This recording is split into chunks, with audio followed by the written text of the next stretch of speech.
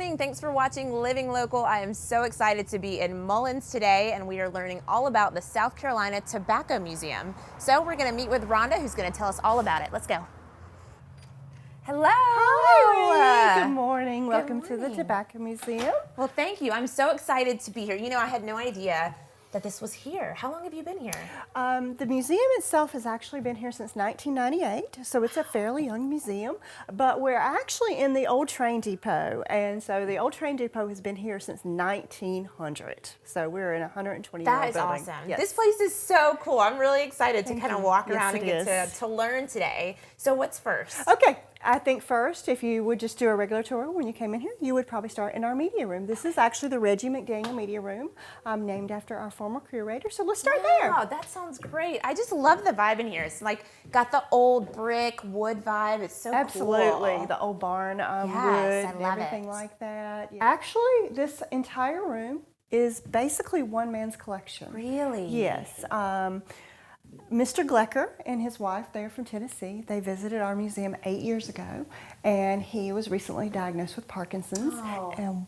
And he wanted his collection to go somewhere who would display it, Yeah, keep it, appreciate and love it, it, and yes. appreciate it. So we actually renovated this entire room to house his collection. Some of his collection has actually never been opened, so we have stuff with actual still tobacco in it. What I love most about this is the collection's not just local. There are a lot of tins that I've never seen this type of tobacco before. Now, in this museum, is this kind of tobacco that is kind of all about local tobacco in this region, or is it kind of tobacco overall? Because obviously this collection is kind of overall. Yeah. Actually, when we go out into the main part of the building, it's going to be mostly local tobacco. Okay. Because when you went to different parts of the country, their process was completely different than ours. Okay. So this is very much our way of curing, processing all of that.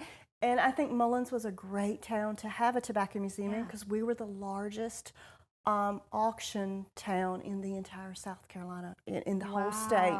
In September, I was contacted by a local artist, Brant Barrett.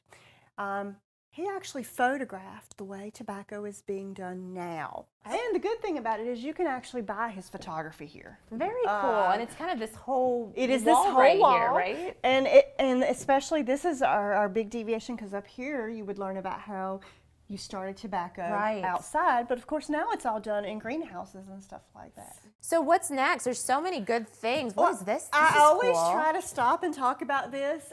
This is probably one of our most valuable exhibits. So cool. This is actually a quilt, and each one of those quilts is actually a tobacco felt.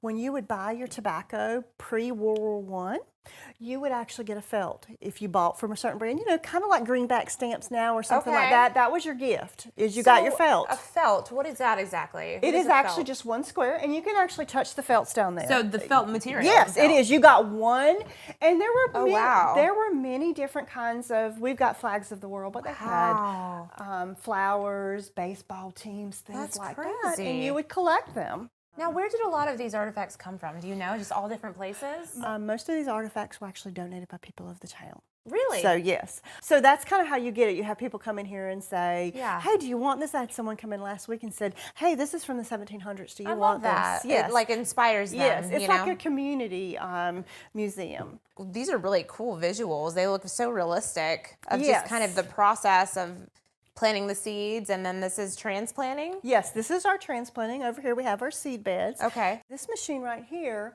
you know, you could do it the old way, dig a hole, drop some water, drop this, but you would actually put your plant in here and your water in here, and when you pulled the lever, it would transplant. One of my favorite things in here, this is actually cigarettes from World War II. No way. Because you got cigarettes, chocolate bars, things like that in the USO package, and if you pop the top off of it, it's never been opened. Oh, so they were freezed. Yes, they were sealed to stay fresh, and we have an absolute unopened pack. Could you imagine what those are like? I wonder if it's like wine, where it's like aged and it gets better type deal? Or I don't know. Stick with us right here on Living Local. We will be back with Miss Rhonda right here at the South Carolina Tobacco Museum.